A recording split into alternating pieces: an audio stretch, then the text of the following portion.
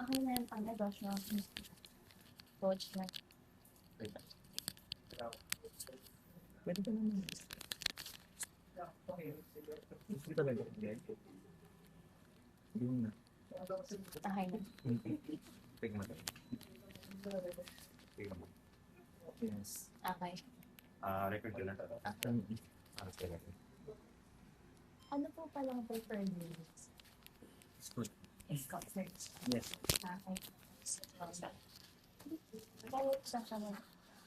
So, I am Sir, good afternoon po. Kami po yung researchers from Mondrian Aura College. Psychology students po kami na ngayon po nagkakandak kami ng thesis po namin. So, ako po si Alex, siya po si Irvin, Daisy, tsaka si Mosby po. Ay, si Joshua. Joshua. Apa.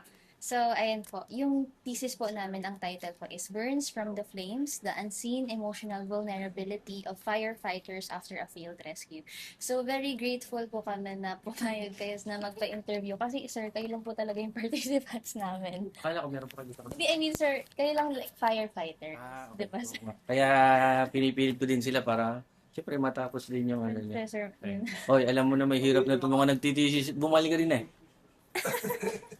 Oh, So, ayan po. Very grateful po kami doon. And, syempre, sir, yung first-hand experience niyo po yung pinakamahalaga. And yung success po ng research namin is nakadepende po doon.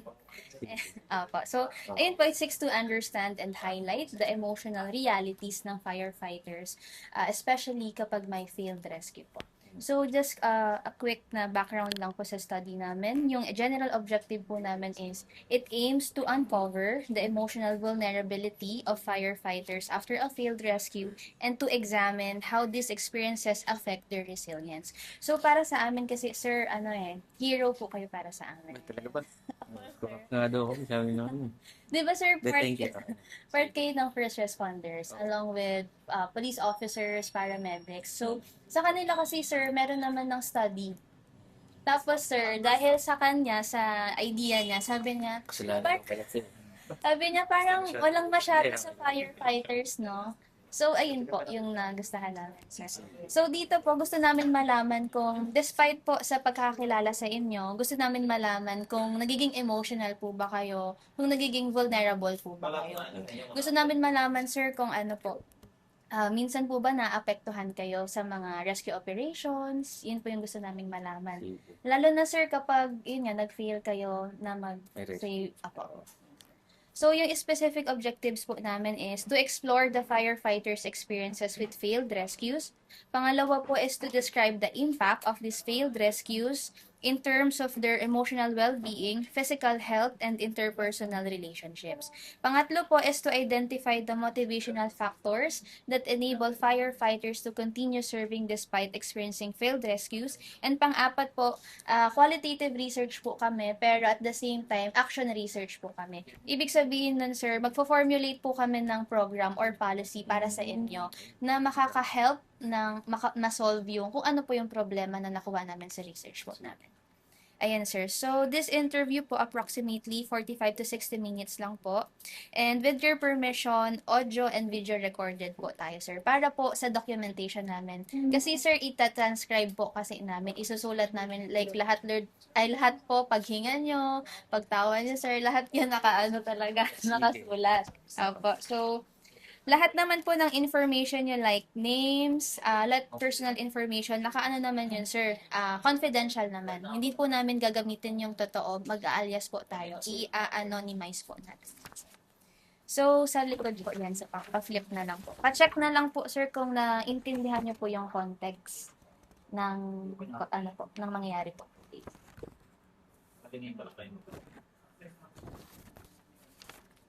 Lahat to. Apo, sir. Lahat na lang yun, sir. Pwede pa lang hindi siya magot eh. Ay, consent. Ayoko to. Sige na, check ko na. Sige. Ayan, sir. Then, pa-flip na lang po ulit. So, sa informed consent naman, sir, purpose naman is para po meron tayong proof na you are fully informed and at the same time, ma-protect po yung rights po ninyo. So, ayan po, sir, na-discuss naman na po yung purpose, procedures. yung research, since we're discussing failed rescues, this might bring up difficult or painful memories and feelings. So you might feel upset po, anxious, or distressed. Sige.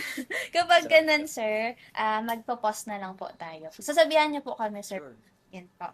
Then, benefits of course po is sa firefighting community in Olongapo City, may improve po natin yung understanding ng experiences niyo po and para maka-help mag-inform ng better support system.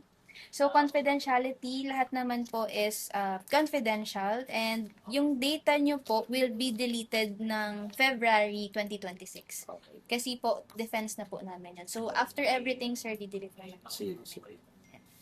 Then, yun po, you're right. You have the right to refuse to answer, take a break, and refuse or withdraw nang wala pong consequences. Sige. Ayan po. So, sa baba po, may consent statement. Palagay na lang po ng buong pangalan. Tapos, papirma na lang din po sa baba, tsaka yung date.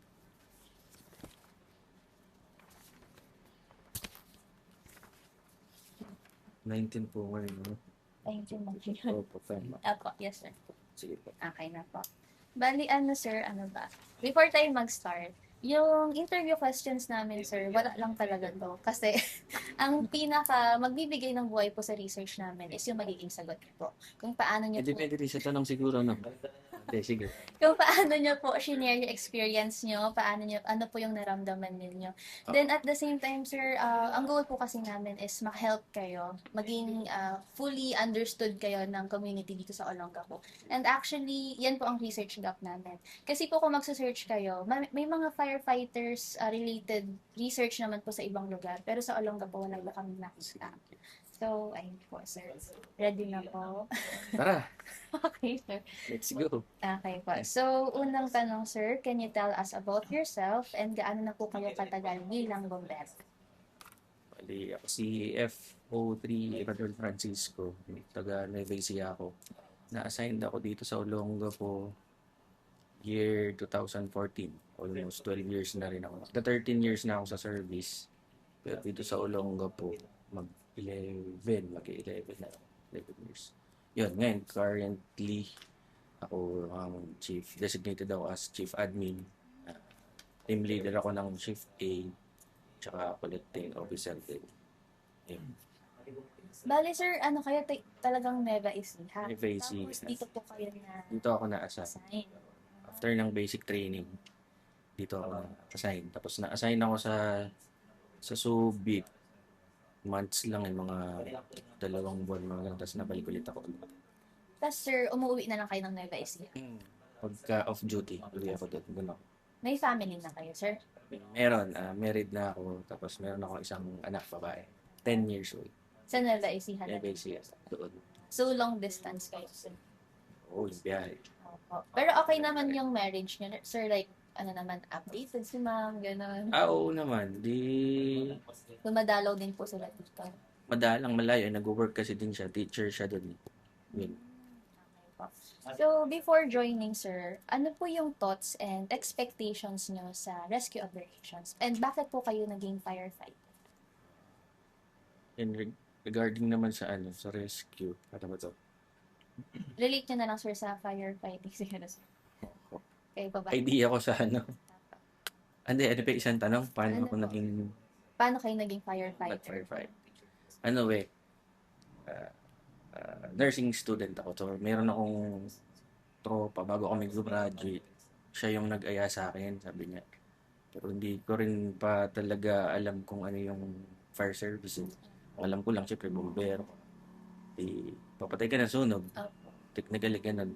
So, inaya niya ako bago kami nag-graduate. Sabi niya, yung energy natin pare, pang pang rescue tayo. Sabi niya, hindi tayo pang Kasi hindi. Sabi niya, pang bombero. Hindi tayo parang pang ospital.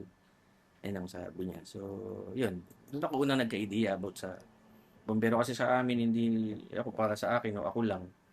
Hindi naman kasi ganun kakilala din ng PFP. So, yun. Tapos, after gumraduate, wala din naman sa sarili ko na mag-pursue din talaga ng mag-fire. Siyempre, pa rin ako. Sa profession pa rin na inaral ko, ginagraduate ko. Ayun, nag-apply ako noon. Mahirap pumasok sa ano sa ospital noon kahit volunteer. Hindi kasi ako natanggap kahit na volunteer.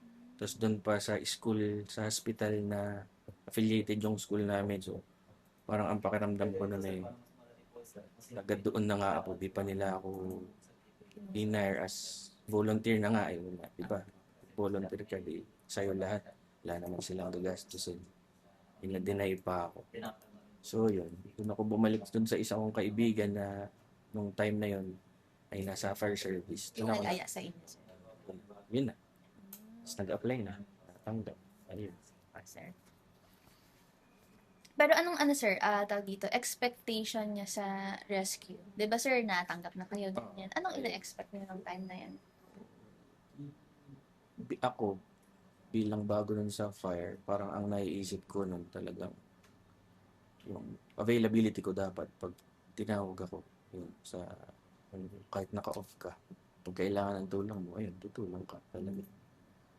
So talagang 24/7, Mondays to Oo. Sundays, ganun. Ganun parang parang wala ka talagang wala ka talagang off duty. Hmm. Pero sir, meron ka ng ano nun, parang calling na mag-serve sa community. Like, 'di ba ganun yan sir kapag first responders ka? Sabi. Hindi ko agad naramdaman yun yung calling ba na sinasabi. Na parang nung pagpasok ko sa fire, ito na ako parang, paano ba yan? Hindi agad nag-sync Para in, sir. dito na ako. O, hindi eh. Kasi nung orientation, nung ko lang dinaranasan, o parang doon lang pumasok sa akin na kailangan pala talaga physically, physically fit. Hindi lang yung sinasabi na wala kang sakit, na okay ka, na lahat ng laboratories mo okay ang timbang mo. Hindi lang ganun. Parang doon ko na-realize na kailangan maging ka pa, malakas din. Kasi paano ko magre-rescue, paano ko bubuhat, yung sarili mo hindi mo mabubuhat. Ayun, yun yung realization ko sa rescue. So, ayan ba. So, can you describe po yung typical na araw niya sa firefighting? I mean, sir, sa fire department. Fire department. Then, yung araw, sir, na biglang may emergency. In details po, sir. Typical na araw dito sa station, ito, ganito. Pagka, handyan ka lang, parang yun nga din sabi nila naghihintay ng sunog, pero in reality, nakikita nyo, ang daming ginagawa. Kasi din tayo ah, tawag dito, income generating agency tayo. So, may mga pagsingil-singil ng ah, fire code fees. Ayan, may mga fees na binabayaran niya, may mga businesses so naniningil tayo niyan, nag-i-inspect tayo ng mga buildings. Tapos ngayon, nagtuturo pa tayo ng drills, earthquake drills. Ayan, ano pa. Mga first aid. Marami din maraming ginagawa Hindi nakaparis nung dati na medyo maluwag. May time ka pa talaga na makapagpalakas ka dyan. No? May time ka na medyo May ano ba kayo Maglibot dyan, ka sir? sa May gym gilid. kayo dyan? Mayroon kami Weights? mga weights, free weights dyan meron. Treadmill sa third floor meron Ano, third floor pa pala to, sir? Oh, pero yung sa third floor kasi office naman na siya ng provincial office naman na yun. Kami hanggang second floor lang, barracks na yan. Yun. So, sir, pag ano naman, yung araw na biglang may emergency, Sa bahay ka, biglang may emergency ka paano pa. kayo katulad na- nagpe-prepare? Ano, Ay, sir? ipapatawag ka, Ano ganon. po yung parang, yung merong biglang sunog? Kasi kami malalayo sa Nueva Ecija Ang biyahe namin ay almost nasa 2 hours.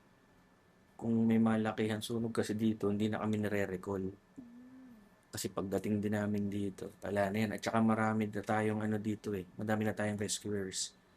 Pansin nyo. Kayo din naman nakikita nyo. Mga barangay, yung ibang barangay natin, meron ng mga fire trucks yung iba. Tapos yung CDRM natin, ang dami na rin nila. At saka ang dami na nilang trucks. Hindi na rin nga tayo tumatawag sa neighboring city natin, ay municipalities. Kasi yung firefighting capability ng Olongapo.